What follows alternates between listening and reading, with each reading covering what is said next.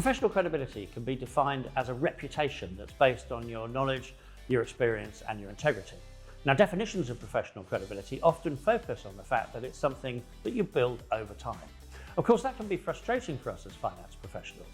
At the start of our career, we simply haven't had that variety of experiences that has enabled us to show everybody how great we can be. And so we don't have that professional credibility.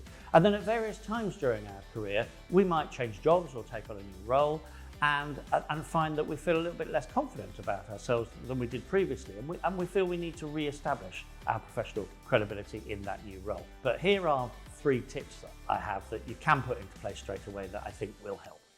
The first one is try to remove the filler words from your conversation. The obvious examples are words like and you know.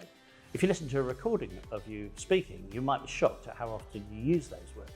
And you can practice stopping yourself from doing that. You need to become comfortable with leaving gaps in your conversation rather than filling it up with the filler words. The second tip is to pick your moment. Know when to speak up and know when to shut up. Some people speak too much and some people don't volunteer the great ideas that they have. But whichever it is, you can work towards the middle ground there. And my third tip is know your friends. If you're presenting a proposal, maybe a contentious proposal, you'll know that there'll be a couple of people in that room that will be supportive, and you'll probably know who they are. And if that's the case and you're in that room, then involve them, because the impact of having somebody else speak up on your behalf is much greater than you just explaining it in another way. So those are my 3 top tips. Remove the filler words, pick your moment, and know your friends.